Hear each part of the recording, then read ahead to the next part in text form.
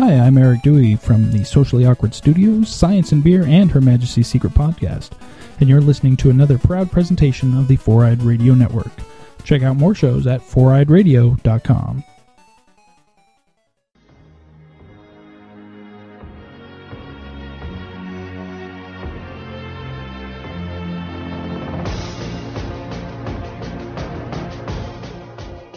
It's your good pal, Steve-O, from the 4i Radio Network. I'm here to talk to you about a wonderful designer we all know, Revenge Lover. Illustrates and designs that fit your personality. For samples and inquiries, please visit revengelover.com. And just do yourself a favor and tell them Steve-O sent you. I know it really doesn't count for anything, but, I mean, come on. Who are you gonna trust? You gonna trust somebody else? No, you're gonna trust me, Steve-O. Because, face it, I'm awesome. Gotta catch 'em all, America. I'm Zach and Nanamus. I'm Jonnydem. And I'm Jenks joining them today. Hey, and you just tuned in to Whisper Public Access Radio. Today we will be analyzing a short story by Martin Short. Who's actually a great poet, even though he's a comedian on TV. No, he hasn't been on TV for several years. His latest escapade was in 2008. That would be the Jiminy Glick Show, a show where he portrayed an overweight talk show host with a penchant for glazed donuts. Is that how we're doing this? How's it going, everybody? It's going.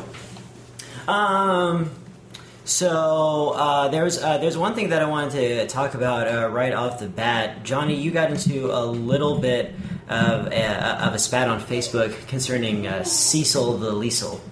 Yeah, I did. Cecil the Lion. I mean, it was a very sad thing that happened. Yes. And poaching's never cool. I just wanted to clear the air with that one. Uh-huh. And at the time, you were saying that. I think what you meant to say was that it's a bad thing, but there's lots of bad things going on in Zimbabwe. It's true, right?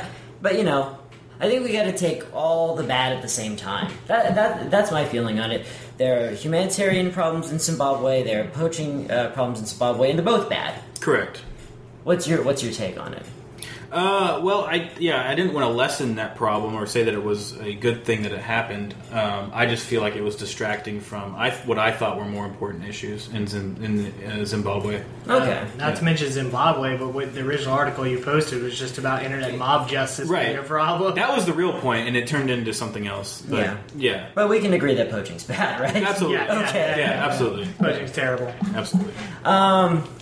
Yeah, that was the obligatory, I guess, Jonnydem. Jonnydem fucked up. Did you just censor yourself? I did, actually. He's got that 1990s rapper vibe going. But Jay Jenks, we haven't had you on the show since I asked you to go do independent reconnaissance. It's true. During the Death of Dim story arc. It's true. How'd that work out, since I abandoned you and went to a different reality? I became an accountant. And that's the end of that story. What am I doing in my life? But no, what have you been up to since you've been gone? Since you've been gone, oh, I feel like I've been chewing on tinfoil. No, I've been mostly, going to school, doing nerd stuff. Completed a Pathfinder campaign that I've been running for almost 2 years. I felt really nice. What levels did you go from? I went from level 1 all the way to level... They were 16. They were supposed to level up to 17, but I kind of was like, nah, let's just fight the final boss. Okay, why do you start at level 1? Why do I start at level 1? Mm-hmm. Personally, I don't always. Traditionally, sometimes I start at level 3, but I generally start at level 1 because I feel like... You're fine. I'm just increasing the gain because it looks weedy. I got it.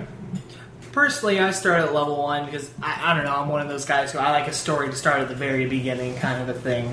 The thing is like, level 1 doesn't feel... Okay, level 1 feels like a beginning. Like, if you started if you started Star Wars when like Qui-Gon was a baby.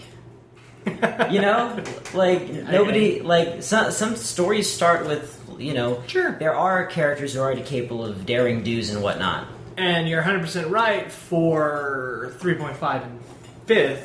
For 4th, though, if you remember, you actually started off quite a capable character at level 1. You already had daily powers and whatever, so yeah. I never played that game. Oh, that makes me sad. Why? You should try it out at least once. It's the best role-playing board game you'll ever play.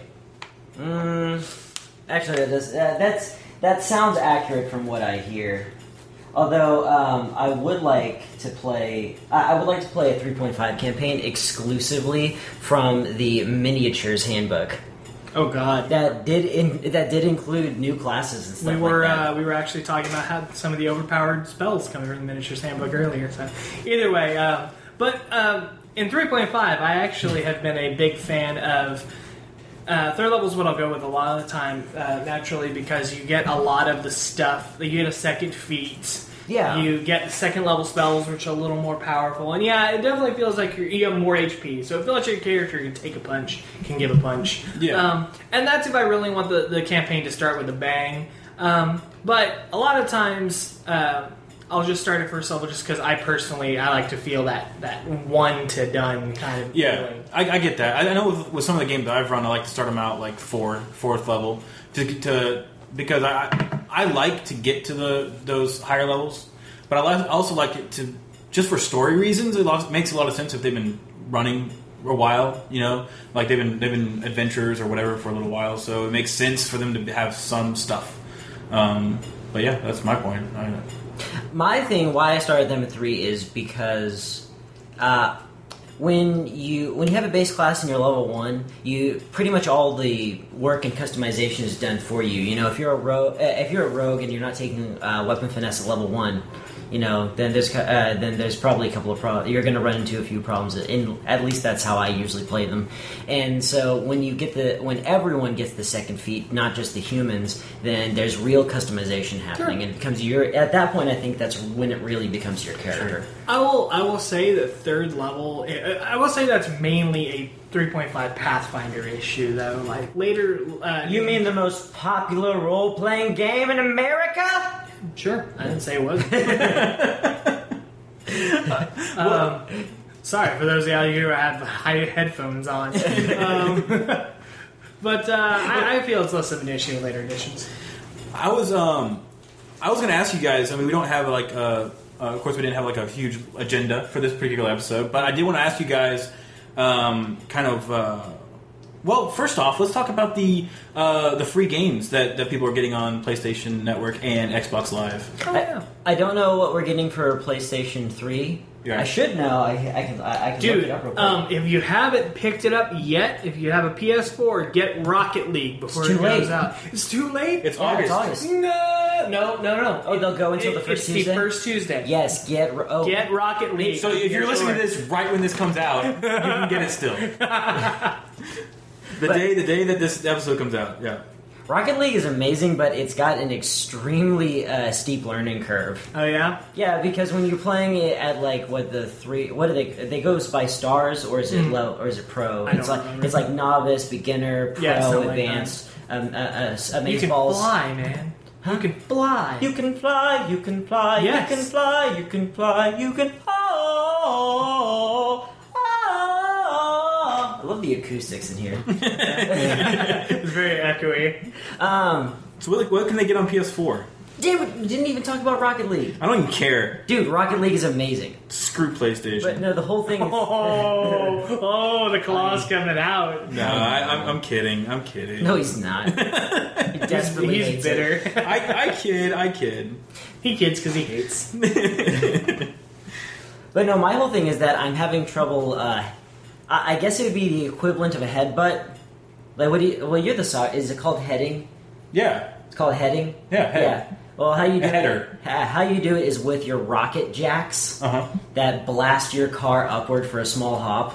Okay. And it's I'm no good. You're no good. It's hard to learn. You're no good. You're no good. No, what are they getting in the new the new month. For PlayStation, that's Zach's area. If he's dropping the ball on that, then that's I generally don't pay attention until someone says, "Oh my God, there's an awesome game." Well, we are getting Tomb Raider: Temple of Osiris. Oh, finally. Right? Because that's the one that Xbox had exclusively? No. Oh, this is the old. Never mind. My bad. Is that a DLC for Tomb Raider? No, it's like a Tomb Raider co-op beat 'em up.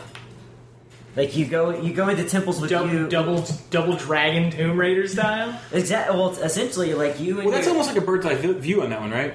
Yeah. Yeah. Or is it battle boobs? What is the better? Calling you a battle test. No, never mind. That's terrible. You can edit that one out. We'll leave it in. We'll just give a warning that was a really bad joke. I mean, I'm trying to think of a good analog for it, and it's basically just it's what I said. It's Lara Croft Final Fight, except you get guns pretty much all the time. Is it maximum croftage? No, I wouldn't say, because, like you said, it's a very wide perspective. It's okay. It's like a puzzle. No, it's Diablo. Right. It's Lara Croft. It's very much, but there are more puzzles. It's isometric to that crooked angle. Well, I mean, it's not isometric anymore because it's not 2D trying to be 3D. I've seen a Let's Play of this game before. Yeah, that's why I know that, and it doesn't look like my speed, but I can see where people that like that particular style, not necessarily Lara Croft fans, but if you like that kind of play style, that could be something you might like. What if it was Halo Temple of Osiris? Oh yeah, I'm all in. Okay. Same gameplay, just Master Chief beating people up. We're also getting Limbo. Okay. Which is supposed to be a really good game. Mm-hmm. I haven't played it. I'm too fat to play Limbo. That's extremely true. Aww. I can't go under that stick. He goes limbo. You just need a flexible stick. He can't limbo. He too thick. Yeah, there you go. But no, it's a monochrome side-scrolling platformer. It's supposed to be. I think it's about a kid's nightmare and his nightmare. Oh, that's been a really popular subject lately. Is torturing children? No, not even torture. It's games from the point of view of children. Mm-hmm. Like I've seen several games come out that are basically trying to capture that childlike imagination. I smell a segue because I was going to talk about the game Chariot, which you could get last month on Xbox Live for free because we did a Let's Play. Well, there goes our segue. Right, because I'm just explaining it away. God damn it! I smelled it and I was gone. Like a fart. But hold on, has nobody in this room played Limbo at all? I have not. No. I remember when I looked at it, and this is really obscure, but it reminded me of this game that I played a long time ago called Shift. Mm-hmm. Have you played this game? I have played Shift. I love Shift. I'm actually really sad that it never saw like a platform release or like a larger release because it was basically like an in-browser Flash game. Mm-hmm. Where you actually may have been the one. No, maybe I don't remember. Someone told me to play it. Oh yeah. No, that one was really cool, and the makers of Shift, if you're out there, please do a Kickstarter or something. I'll contribute, because essentially it's a side-scrolling puzzle platformer, but every time you hit the shift, it's all monochrome. You're a black character with black obstacles and a white background, and then you hit shift, and your character flips upside down over the axis of the obstacle that they're on, and suddenly the white background is the obstacle, and your character has become white. Yeah, you basically... Oh, they did a game kind of like it. I don't remember what it was called. There was one very early PS4 release. They had something very similar to where you would basically fade into the background and then fade into the foreground, kind of a thing. League Between Worlds? No. Not quite. Okay, so that's kind of the same... We were saying that's kind of the same style as... What was the Limbo? The art style reminds me of it. I doubt they're very similar games whatsoever. And we're also getting something called Sound Shapes, which is something that I haven't heard of even a little. Sounds like a $5 piece of shovelware to me. Wait, hold on. It's lazily named. Sound Shapes, and this is from PlayStation Blog. Sound Shapes revolves around musical platforming, fantastic visuals, and a powerful level creator Okay. I'll have to try it. I'm never one to just down a game, but you know what it sounds like to me? That name sounds like somebody asked a guy who doesn't speak English to describe it. He's like, sound shapes. Sound shapes. The game is the buttons. For PS3, we are getting... for PS4, we are also getting Stealth 2. Oh? Yeah, Stealth 2. I know it's a stealth game, and hopefully it's better than last month's stealth game, which was Styx. Have you played Styx? No. Styx, it's a pretty well-produced independent game. Is it spelled STYX? Yes. Okay, I figured as much. And it is about a young goblin living in... It's like Elven District 9. Where, like, the elves, they had too much magic, and so they had to... They eat cat food? It does, I think they eat amber, actually. It's this thing that grows from this mystical tree that also has to be inside this city. And you play a goblin, and... Amber, so it's like, Amber is the color of your energy. I was gonna say... That show... The color of your You know, that show... that show that I'm watching currently. Say again? That show that I'm watching currently. House of Cards. Fringe. Ah. Oh. There's amber in there. Yeah. You like it when they save the fringe. What? You like it when they save the fringe. They saved the fringe, yeah. Yeah. Well, quick note on that. I've been meaning to bring this up because we talked about... Wait, I didn't get to talk about Styx. No, you will be able to. Just real quick. Like, this is a sentence long. It's just a really long run on one because I still haven't gotten to the point yet. It's... remember I talked about Spock being in that? Leonard Nimoy? Yeah. Yeah. I thought he was gone. He's not gone. They brought him back to life. A couple times. Go ahead. Continue about Styx. Fringe is weird. I know. We're almost done with it. We're in the last season. I haven't seen one episode at all. It's pretty good. Anyway, Styx. Yeah, so you play this goblin, and the stealth is really interesting, but the combat system it's just asinine.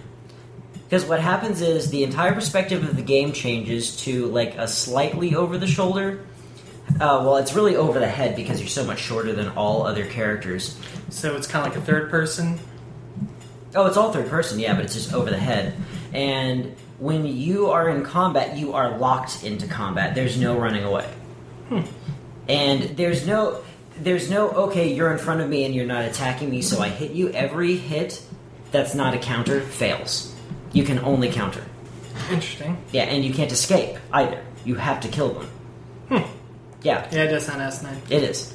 And it sounds like a much more annoying version of the combat in Assassin's Creed. Okay, which one? All of them? Yeah. I've only played one and all the twos. All the twos? All the twos. There was like 9 of them. Assassin's Creed 2, Taken a Dump Edition, I don't know. I was okay with the combat in Assassin's Creed 1 because if I remember, there's no visual cues for when someone's about to hit you. Other than them just raising a sword and running at you? Yeah. Well, I mean, like in the latest Assassin's Creed, in Unity. Do they do like a slowdown? No, they shine. There's a yellow light that appears, like I think on them or the weapon that's about to strike you. So you're like, okay, time to counter. Okay. And I mean, that's a split decision for me because I remember that when I played Assassin's Creed 1, I was very happy. I have 2 thoughts on the subject. Like in the first one, there's no visual cue, and so that makes sense because when you're fighting people, there's no visual cue. You know, you have to like watch them and interpret body language in order to decide whether or not they're going to harm you. And then I was playing Shadow of Mordor, and you know, there's a lot of visual cues in that game that warn you when you're about to get hit. And I kind of understand both of them. Because Talion, growing up, well, Talion just by virtue of being a warrior in Middle-earth, like, he's a better swordsman than I am. And he understands body language of fighting multiple people better than I do. And so that visual cue is like a trigger in his mind that I don't have. Right. It kind of puts you in his perspective. Yeah. So I don't know. I don't know what you prefer. I don't know which one. Maybe. I think it depends on the game. What if they weaned you off of it? What'd you think of that? Like in the early levels they had that, and then later levels they didn't. I think it'd be better as an option.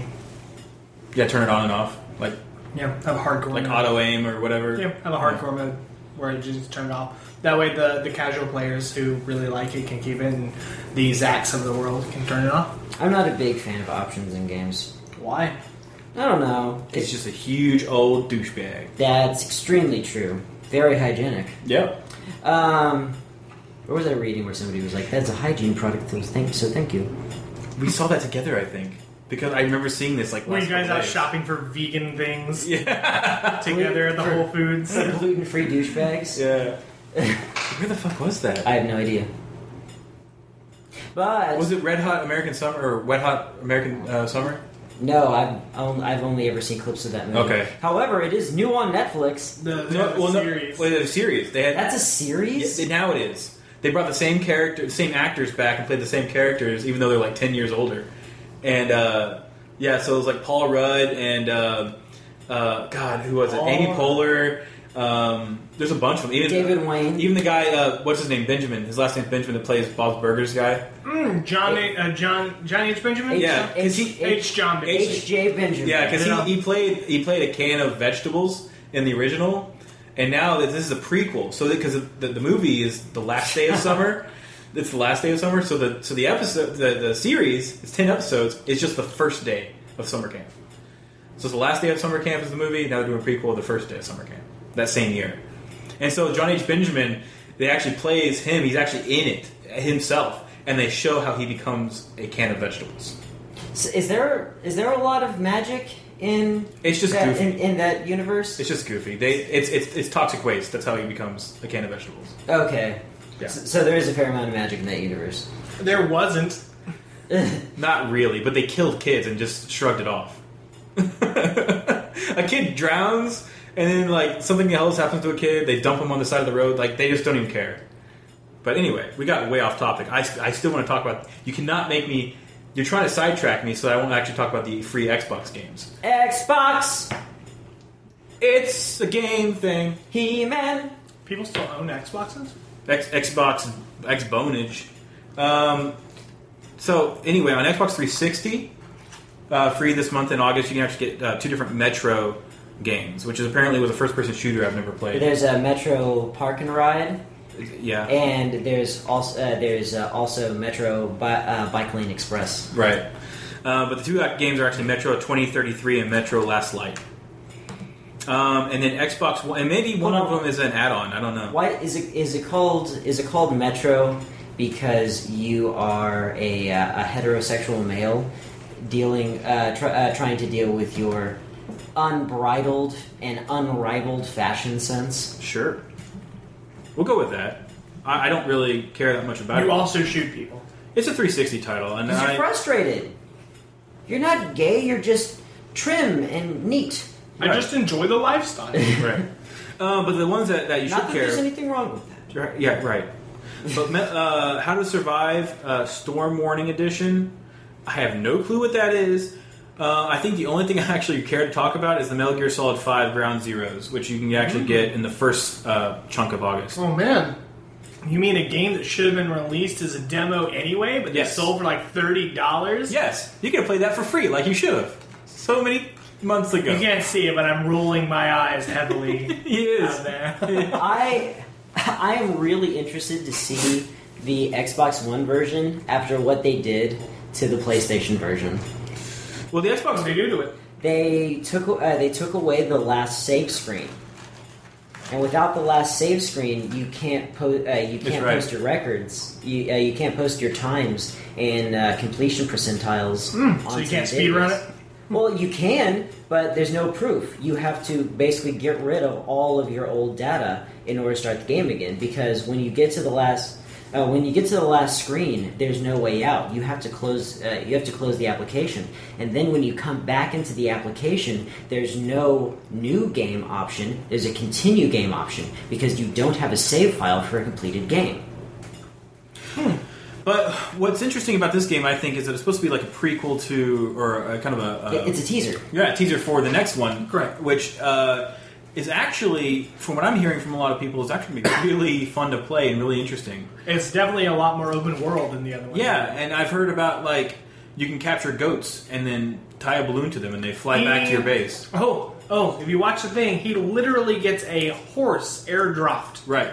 to him. Yeah. And then, when he wants to send it back, he puts a backpack on it and it hits like basically a weather balloon. And he goes shooting up into the sky. I've heard there's all kind of ridiculous stuff like that in this game. The thing, okay, the most, I would say, Metal Gear Solid Operation Dumbo Drop notwithstanding, there are lots of ridiculous things that happen in this game. And as far as like suspension of disbelief is concerned, like one of the things about the horse is that it's a silent mode of transportation, and you can also hide behind it cardboard box style. If you see some guys camping out, you can then drop to the side of the horse so that they can't see its rider, and they're just like, oh, random horse. Yeah. Oh, yeah, that's fine. It's just a horse. Who's that horse? Who's that horse? What was that horse? Well, a lot of people are theorizing that maybe this was Kojima's like last full game coming out. And so he was just like, fuck it. Yeah, just fuck it. Hug it, chug it, football. Well, the thing about Kojima is that he has often run into limitations of the medium or the politics of the game companies that he's running into. So I would say that he's just... I don't think it's apathy. I think it is probably unbridled creativity. Right. Everything he's ever thought of is going into this. Right. Let alone what might work. Exactly. That makes sense. Really quick tangent. I saw online that Guillermo del Toro and Kojima are still in talks with doing a project. Not with Konami, not officially Silent Hill, but still doing something. Okay. Because there was such a big fan outpourage for that new Silent Hill game. Right, because he was kicked off the PT team, right? Who? Kojima. No, Kojima just left Konami. Oh, okay. And when you leave Konami, you leave all the Konami IPs, which includes Silent Hill. What about Daryl? Is Daryl coming back? I don't think so. Well, you know who he's talking about, right? Yeah, he's talking about Sean. Is it Sean? No. Shit. Fuck shit. Rah, rah, Rasputin. No, it's I don't remember his name. Yeah, he's one of the Boondock Saints. fucking shit. Russia's greatest love machine. Fucking shit. Russian's greatest love machine. Have you ever heard Rasputin? That song? No, Oh, that's no. amazing. Either way, you know what I was wrestling with the other day? Because I don't watch a lot of Walking Dead. I think I was watching an episode in... Okay, when does Daryl's brother come back? Merle? Merle. Yeah, it was Merle. Yeah, it was Merle come I back. think it was season 3. Okay, I was watching, and they're in the prison at the time. In season 3. Yeah, that was the season with the prison. I was looking at him, and I was like, I know that guy. Yeah. I know what you're talking about. You were talking about this yesterday. Yeah. Yeah. And it wasn't until like 2 days ago I was like, that's Yondu from Guardians of the Galaxy. Yep. And I was very pleased with me and all parties involved. Who were the other parties involved? Actually, Captain Jay's mom. Oh, yeah. Either way, Metal Gear Solid. It's a thing. Yeah. It's looking... So Ground Zeroes, if you're really excited about 5, pick it up for free on Xbox One if you actually own one of those things. And, it's a great little teaser. You should have gotten it for free anyway. Yeah. And it's actually a lot. It actually is a lot of fun. It's a lot of fun. Worth $30. Arguable. I didn't pick it up for $30. I didn't either. And I love Metal Gear Solid. Okay, the thing is, how many times have you played through that thing? Me? Yeah, through Ground Zeroes. I haven't played it all. Dude, it's pretty deep. It's a lot deeper than your average demo. I mean, then again, I did pay $60 for a demo. What the hell? Why would you do that? I bought the Final Fantasy Type 0 just so I could play Final Fantasy 15. Oh, geez. Okay, but you got a game But I did with get a it, full and game it was out a of it. 10-hour demo. It was good. And they just updated it to have more content. So. The demo, which is dumb. Why? Guys, they should be putting more effort into actually taking the feedback they got from the demo and just putting that into the game. They don't need to what they're change doing the is demo. they're applying fixes to the demo. It shows players they're actually listening to the feedback, and the players can then experience some of those changes to make them more excited about the game. Which also prolongs the actual release of the actual game. By what, a week maybe? You think so? Only a week? I think that the stuff that went into the game didn't take that long to patch to the demo. Okay. Yeah, because they... Then again, it's freaking Nomura. This game could come out in 2019. Right. Final Fantasy VII Remake was announced, and I was like... It hasn't even been worked on yet. I'm like, I'm so excited for this game coming out in 2020. Yes, exactly. I've heard a lot about that. If not later. Yeah. In fact, it was funny. The guy who was supposed to be in charge of the project didn't know he was in charge of the project until after that was released. I will... Wow, yes. That's really funny. Yes. I will say this. I'm a little bit... actually, I expected it to come out a little bit sooner than some of the other projects because A, they have a story to work off of, B, they have characters to work off. They don't have to do all that character imagining and world building and all that. And B, the 20th anniversary is coming up in 2017. So what do you? When do you think Kingdom Hearts will come out? The next Kingdom Hearts. Who the fuck? I just wanted to get your reaction to. I love Kingdom Hearts. I love Norman Reedus. Norman Reedus. That's it. Daryl is Norman Reedus. And Norman Reedus is his name. Who's Yondu? That's Mark Zuckerberg. No, that I don't remember his name as well. I've heard it, but I couldn't. It might come off another 20 minutes into the podcast. My first guess was that he was in the Green Mile. I still think he was. I don't think so. He may have been. I don't know. No, I love Kingdom Hearts. I love Kingdom Hearts 1 and 2. I will admit, though, I'm getting totally tired of the freaking handheld spinoffs, and I'm ready just for another mainstay title that actually does cool stuff. I don't play the handheld spinoffs, but aren't they like pretty faithful to the original? They're alright. But they feel like filler until they get to the main course. The games are generally short. The games are generally they kind of just expand upon what's already been told. Mm-hmm. So. Well, there are lots of great games that I missed out on because I felt that way. Like Pokemon Snap, I never played it. Oh. You never played Pokemon Snap? Yeah, I never. Yeah, and I was like, well, that's not a Pokemon game. So you take a picture of Mew. To take a picture of Mew, man, you haven't lived a life. Yeah. Right? And also... That game was the shit. Yeah, but that's what I'm saying. There are lots of games that I was like, well, that's not the sequel. That's not the rest of the story. In my defense... Why am I bothering? I have played all of them. Okay. So it's not like I haven't played all of them. I just said I was tired of them. Okay, that's true. Well, take it back. I haven't played the one on the DS. I have not played 3 billion whatever days or whatever else call it. 365 1/2 days whatever of summer. What hot American Kingdom Hearts?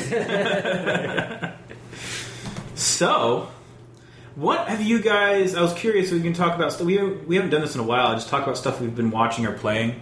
So I was just curious. Nothing to report. Really? Nothing?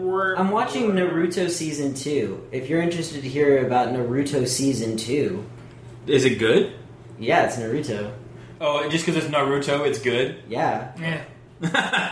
Well, the original series, I believe, started out very, very strong, and then as it became closer and closer to hitting the manga, where the manga was basically at the time, because I don't know if you know anything about anime that comes off of manga, but manga's produced much slower than an anime generally, because they have smaller teams, hand drawn and all that. Attack on Titan just one guy. Yeah.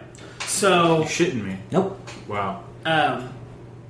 What do you call it? Generally, the artist is just one guy in a lot of the Shonen Jump things. Yeah. But anyway, so what was I saying? So Naruto started off really strong, but the closer and closer it got to the manga, the more and more filler crap started to show up. And by the time you hit Shippuden, it was just ridiculous Dragon Ball Z levels of just stalling and ridiculous long amounts of drawn out storytelling. And whereas the first few seasons of Naruto was great, it was just like, we're going for this thing, and 5 episodes later they'd be like, we did this thing. Well, by Shippuden, that one fight would take like 12 episodes, and okay, that marred season 1 of Naruto, especially when they were in the village of the waves. Are you talking about like the 3-episode fight with what's his name? With the crystal, the ice mirror magic. Oh yeah, is he a guy? Is he a girl? Kind of a character. Yeah. that just happens. You gotta. No, but the thing is, it gets more and more frequent the deeper you get, and it just bothered me more and more. People still love Naruto. People watch it all the way to the end. People still love Bleach, whatever, and that's just my personal thing. I like anime to keep on moving. Yeah, I did a Warlock patented Let's Search in the background, and who you're thinking of was Michael Rooker. Michael Rooker. And he's not in the Green Mile. He's a looker. Once I shook her. In the butt. Thank you. Dude, that's against the law. This isn't saying anything about Michael Rooker. It's about the weird way they did the Goombas in the Super Mario Brothers movie. He looks like one of the Goombas in the Super Mario Brothers movie. In this particular picture. Kinda, yeah. In this particular picture with his head shaved, yeah. Yeah, unfortunately. Kinda. I know exactly what you're talking about, too. Jenkins, what have you been reading? Not reading. I don't care what you read. We're not a reading podcast. I've been reading Fellowship. Have you? Yeah. It's good. I've been thinking about doing a lot of reading. I have a lot of comic books that caught up on, and I want to reread the Saxon Tales or Saxon Stories because they're making that into. You should read the Canterbury Tales. No, but the BBC the BBC is actually making a television series about those series of books. Beowulf. You should read Beowulf. Okay, fine. I'll read Beowulf. I'll Yeah. put it on the list. You should be like every other hipster douchebag and read the Game of Thrones. But obviously not the real hipster army. No, that's different. That's different. They're not douchebags. It's funny, actually. I got a story about that. Okay. Jessica actually listened to one of their episodes. Okay. And it's not for her because they talk about video game stuff. She doesn't play video games. Uh-huh. But in one of the beginning of their episodes, they actually called us out for me telling them that their name sucks. And no, this is a friendly banter type of thing. They thought I didn't like. They thought I didn't like their name because they have army in their name. Oh. And let me just officially say to the real hipster army that in the circles I run in, hipster is often used as a negative term. That is why I do not like the name of your podcast. I would also like to cover my ass by saying that I am one of those hipster douchebags that read all the books. It is like, oh yeah, well, it was so much better in the book. Right. But no, so officially, I like you guys. I just, the hipster word is just, for me, instantly sounds negative. But that's me. I understand that hipsters are not necessarily bad people. That's because you don't like hips. Yes, all women. Right. And they don't lie either. Mm-mm. And So, you were going to ask me what I've been what have you been not playing? reading? Yeah, playing or watching? Watching, me and Chelsea, the last thing we went all the way through was we watched all of Royal Pains. It was on Netflix, which is a good show. New season just got added not too long ago. But playing, me and Chelsea picked up the Handsome Collection. The Borderlands Handsome Collection for the PlayStation 4.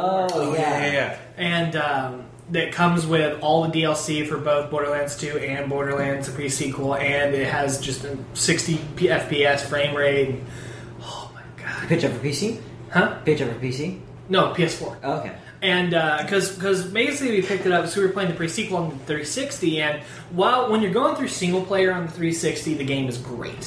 When you're playing it split screen on the 360, though, the game really starts to falter when there's too many enemies on the screen. It has to render them twice, and lots of slowdown and FPS drops will happen. So I got really frustrated. I'm a perfectionist like that. So we went out to the store and bought the Handsome Collection, and it's just been Awesome. We beat Borderlands and went all the way through the one DLC it has, or the pre-sequel, I should say, and we actually are going back and playing Borderlands 2 again now that we've beaten the pre-sequel. By the way, look up Mainframe from the Borderlands pre-sequel track. It is the catchiest song ever made by man. Ah. I've heard a lot of good things about Borderlands. I've never played any of them, but I think what I'm going to do, though, to introduce myself into the series is play the Telltale game. Sure. I think I want to do that. I got that for Chelsea for Christmas. I got the season pass for the Tales from Borderlands, and she's really enjoyed it. What is that? I don't think I appreciate the difference. The Telltale games are all they take different, like they did the Walking Dead episodic story. It's more like storytelling. Oh, so Tales of the Borderlands. Yes. Okay. Yes. So And they also have a Game of Thrones one. It's a point-and-click adventure style, and not quite, but it takes inspiration from those old Sierra point-and-click. And something we've talked about before, I believe the Minecraft adventure story is going to be done through them. Yes, it is. Yeah. Yeah, dude, Telltale Games, man. They make some good products. So Yes. how? As Cody will say, my buddy Varus, your anus is not ready for the emotional ravages of the Walking Dead game. Yes. So describe to me this point-and-click-esque, but not point-and-click adventure. It's kind of more like mini-gaming, I guess. And there's quick events. It's like quick-time events. Yeah, and there's puzzles sometimes. So it's a little more action-oriented than the older point-and-click games, but there's definitely... the main thing that makes them more harken back to the old games is because it's all about figuring stuff out. Yeah. It's all about storytelling as opposed to actually literally like combat. And heavy choice making. Heavy choice making. Yeah. So the new Minecraft game is not going to be hack and slash? Probably not. Oh, that's exactly what I wanted. And if you choose to make your house out of bricks instead of stone, 4 episodes later, you're going to regret that decision. Exactly. And you will not have banked up all the necessary save states to go back. You'll just have to start over. So, guys, I've been watching, since you asked. Nobody asked. Yeah, I actually been watching Peaky Blinders, which is a show on Netflix. Peaky Blinders. Yep. That sounds particularly British. It is actually. It's based in Birmingham, England. And Last time I remember, you hated like British things. it's a weird thing with me. I don't like British comedies usually. Fair enough. Yeah, They're but I like their series drama. I love Sherlock. That's fucking amazing. Sherlock is good. I really love that. But no, Peaky Blinders is actually really good. It actually takes place like in 1919. Okay. And it's about a gang. Why are you smiling at me? This is so... Not me. you. Not you, yeah. I like it. It's a serious. It's a really good drama. Right then. It gets real. It's at first. The first. We're going to go to the workhouse and have ourselves a crumpet-tea. No, okay. To be honest, I was kind of falling out of I was kind of getting bored with it. Like by the 3rd episode, the 4th episode really picks up and some dramatic stuff starts happening. You can kind of see in the future that shit's going to hit the fan eventually. Hold on. So, what might be the roughest, toughest drama that you've seen on television lately is called Peaky Blinders? Yep. That sounds like a Sentai snowboarding anime. It does. It sounds like an anime. I don't know where the name of the gang came from, but it's not even the name of the family, which is interesting. They're actually called the Shelbys. That's their family name. Oh, that I've actually heard of. Yeah. Cillian Murphy. I don't know if you guys are familiar with him or not. He did. I think he was the guy that was in 28 Days Later. I think. Okay. And he played the main dude, and then Sam Neill's in it too. Sam Neill. Yeah. I haven't seen him since what? Jurassic Park 3? Yes, I know, right? And before that, Merlin? Yeah, Merlin. I love Merlin. Yes, he did. Merlin. Yeah, my family bought like the special edition or whatever. I had like the script like that was printed out in the book or whatever. I remember being so disappointed that he beats Mab by not like just doing nothing. Yeah, by just we don't believe in you. And like it's just such a like I know that's how it like ends. Yeah, like it's very traditional. But yeah. I was at that point so used to like him turning around with like a rocket launcher and like shooting her right in the face. Yeah. I was like, what is this crap? It's nice, and it's nice to see him in this role because he actually plays the cop that's after everybody. So it kind of starts out with the gang, and they actually come across these stolen crates of ammunition or munitions, I should say, like guns and stuff. And it's a big deal. It's kind of, those guns are kind of like the pivot point because it connects all these different parties. You got the cops, you got the gang, robbers, right? The cops and the Chevy Chase, gang. Jack Palance, and then the Republic. What is it?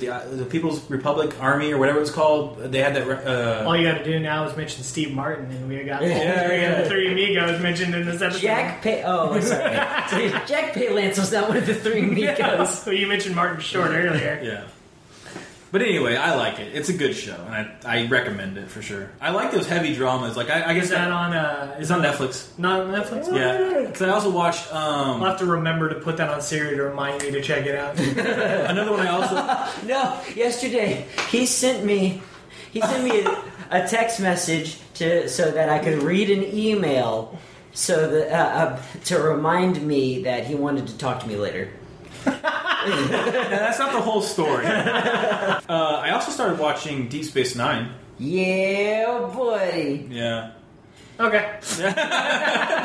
Well, I didn't understand the context of Deep Space Nine when it came on originally. Definitely a much more. I'm not gonna say deep's the wrong word, but it's definitely more Nine. Series. It's definitely a little less action intensive than we'll say like Star Trek Next Generation. Yeah. So you have not gotten very far into the series. Well, yeah. it's all because even in the first episode, it's all surrounded by this war that had just concluded, and now there's a lot of tension with all the different races that are out in that area. But anyway, that's why I like it, because it actually has that element to it, kind of wrapped into the story. Political, yeah. War, yeah. I just like Rene Algeranias. He plays Odo. I love Odo. But I love shape-shifty characters. Shifty? Yeah. I may have been difficult to hear because I was picking up a puppy.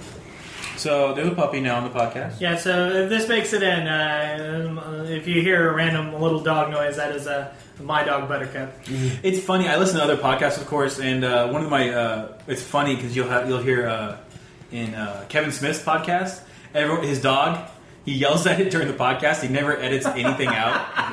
So you'll hear him, and I can't remember the dog's name, but he just yells at it to shut the hell up. Oh, you gonna go see Mama? But you want to do a top 3 real quick? I do want to do a top 3 real quick. Top 3. Talking about top 3. Top 3. Johnny ruined it. I did. I tried. I tried. That was so a good hard. moment. No, but we have to do the theme song. Top 3. Theme song. Tonight on the top 3, we are going to be talking about the top 3 Pokemon of all time. Jenks, why don't you start us off with your top. We're gonna no. After the Cecil line thing, I want to end on a high note. Okay. Bottom 3. Wait. My least favorite. Least favorite, starting with your most favorite of your least favorite. Okay. The one I don't know the name of it, but there's one that is literally a trash bag. Legit. Weeping Bell. Well, no, it is literally a trash bag, and it to me it just looked like very lazy design. Never been a big fan.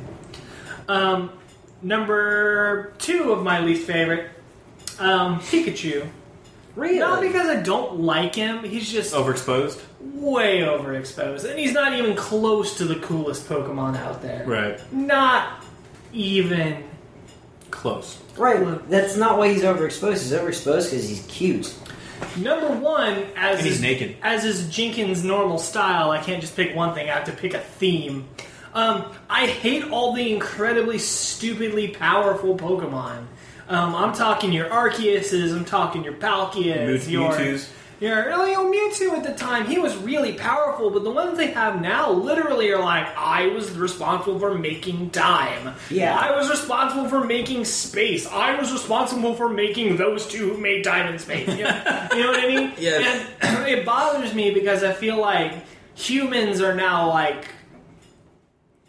are no longer kind of like humans were always on kind of like a step above Pokemon. I guess not really, Never. but like it was always kind of like Pokemon's living in a human's world, and now it's very much. I feel like the humans are still in like a glass bottle, and they might as well be Pokemon themselves. Right. Well, there are theories about that. Yeah, there's theories that humans were Pokemon. Yeah, and there's also theories that Ash is in a coma and all sorts of good stuff. But yeah, it's just something bothered me about how just ridiculous the legendaries got. Like, I'm totally fine with there being really powerful Pokemon. I'm totally fine with Zapdos being like this insanely powerful bird, or Raikou being a very hard-to-find electric dog cat thing. And but it just got really, really ridiculous as far as how powerful. Like, there is no way you're going to capture the Lord of Time in a Pokeball.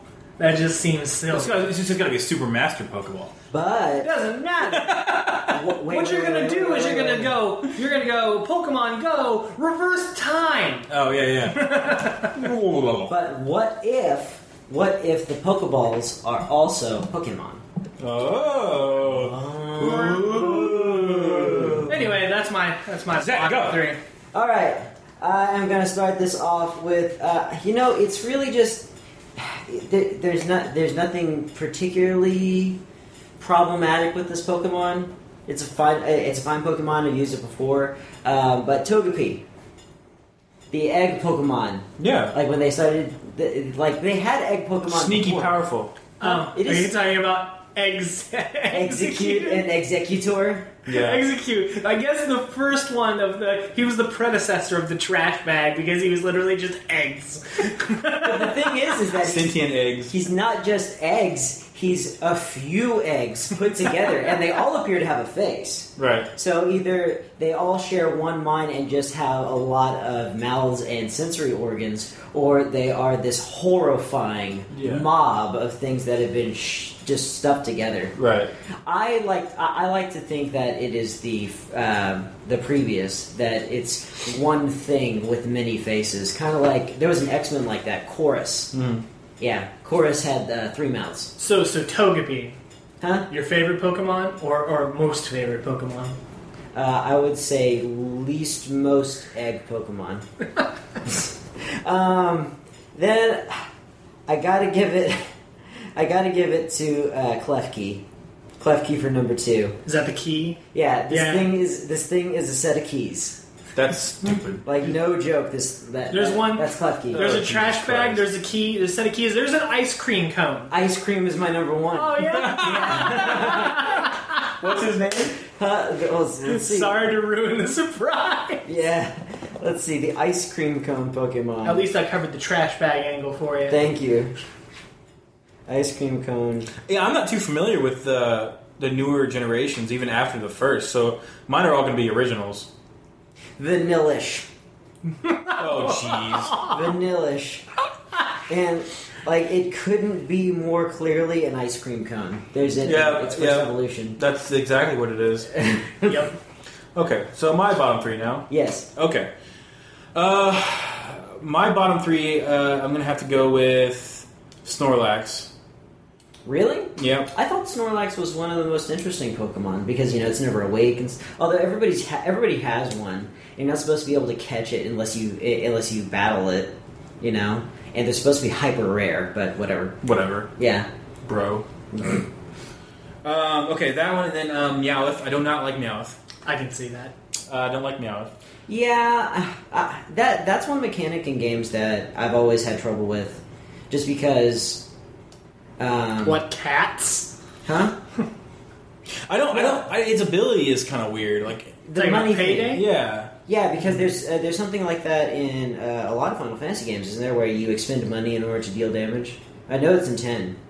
Oh yeah, Guild Toss. Yeah. Yeah, it's a big thing. It's I don't know. I've never enjoyed that mechanic. It's never powerful enough to be worth it. In Final Fantasy V, it was really.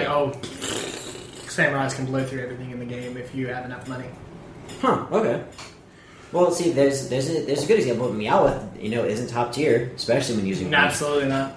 Persian is nowhere even close either. Yeah, I'm trying to remember my other one. I'm blanking right now. I'm just Chichamanga? No, I didn't put a lot of thought into my bottom here. I thought we were just doing a top, but let's just say Goldeen.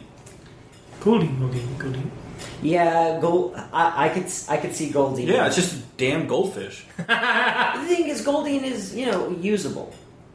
Well, and it seems I could be wrong. I mean, it doesn't really matter. I don't really care. But it sounds like Goldeen is a female, and then Sea King is a male.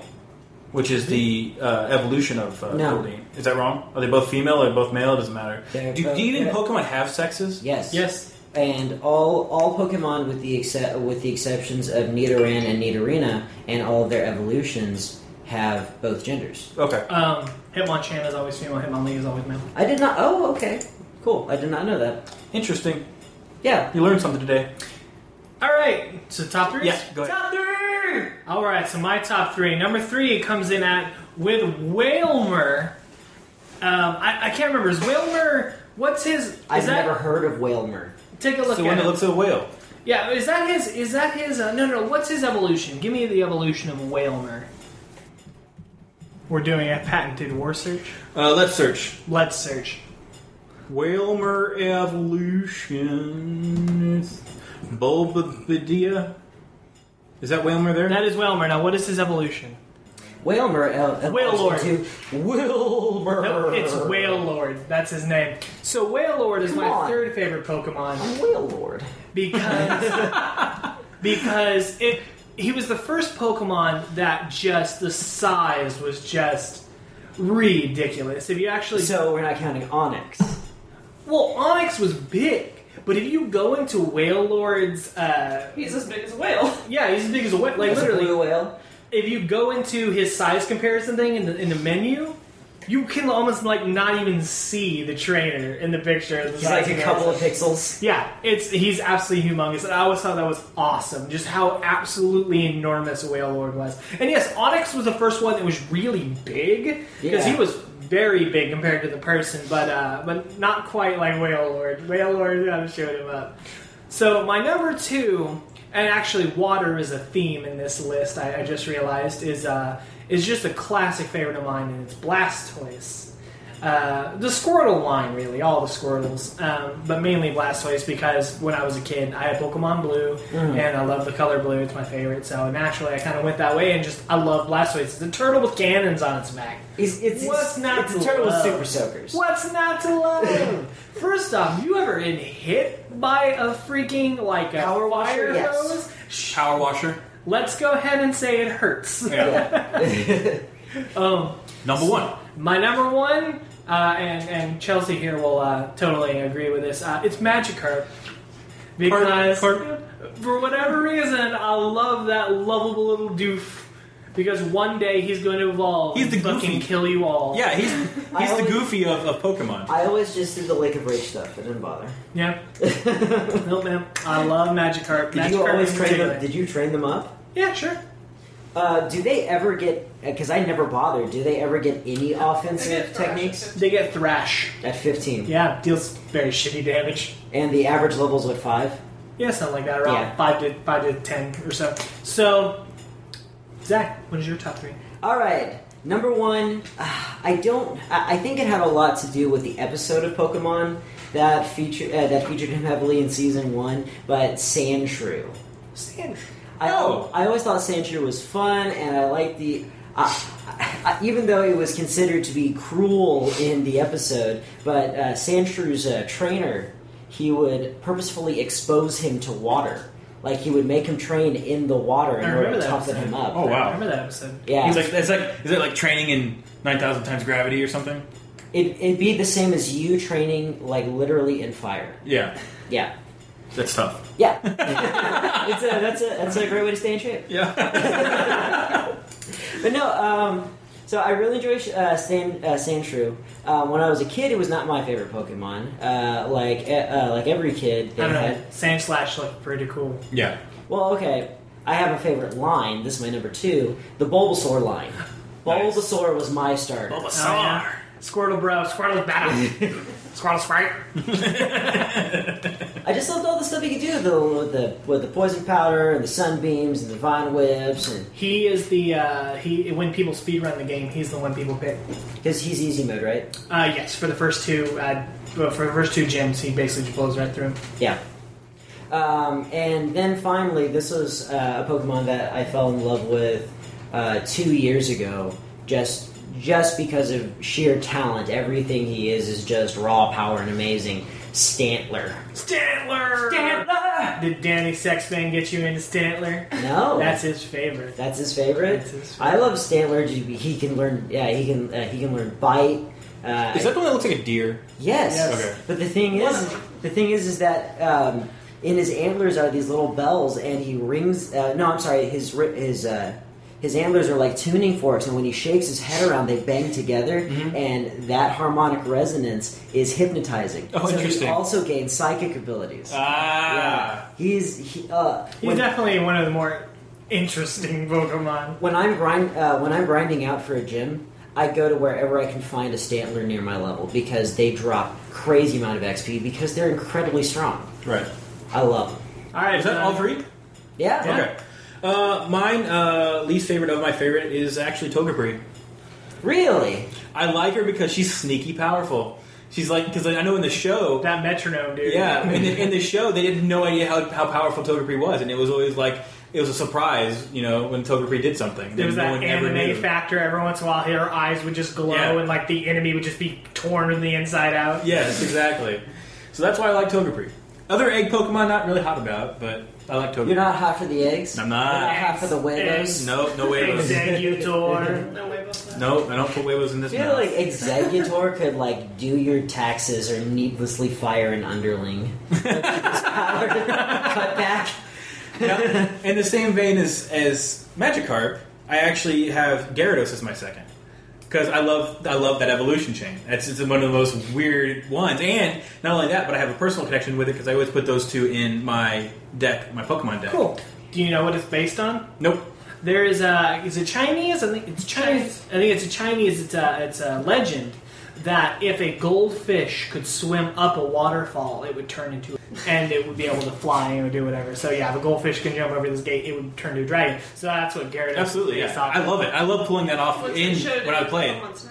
When I played the card game, I love that shit. It was then my deck. I actually still have that deck. It's him, and I had a lot of what's the Articuno. Anyway, number one. Arcanite Slowpoke. Number one is Psyduck.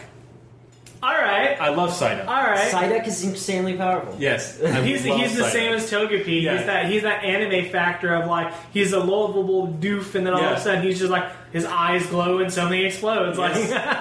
Yep. This is the least Jonnydem list we've ever had. That's true. It should have been slash metal. Just making it up. Well, I Megadeth. Kilt beard. in this list, I try to go back with what I liked when I messed around with Pokemon cards and stuff. These were my favorites back then. Now, if I was trying to go my personality now, I'd probably do some Hitmonchan and stuff like that. Interesting fact about Golduck as well, or Psyduck and Golduck. If you look at them, they pretty much should be reversed as far as the names. Everyone assumes it was a mistranslation. Yep, exactly. No, Psyduck's the best. Is there really a strong parallel between what they're called in Japan and what they're called in America? Sometimes yes, sometimes no. A lot of times no. But a lot of times no. Charizard in Japan is Lizardon. Yeah. Okay, wait. So his name's essentially in English. That's what I guess. I don't know. I learned a lot of that by watching the Origins anime and also watching Japanese streams of Super Smash Brothers. Rosetta and Sheikah. No context. That's Rosalina and Luma, apparently, in Japan. Oh. I think that's all the time we got. No! Sorry, Zach. We still have to talk about all of the great We still have deals. to do the Poke Rap. Yeah. Oh, no! Catch 'em, gotta catch 'em all. Anyway. Oh, I was gonna break it down. Gotta catch 'em all, Pokemon. Deal. Oh, Buttercup is looking at me like she's sad. She said that the WarPod's over.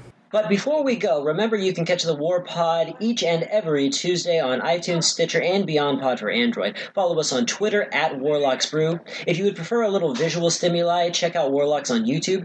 And if you enjoyed what you heard today, go over to patreon.com/WarPod and drop us a couple of bucks so you can have access to exclusive content and support what we do.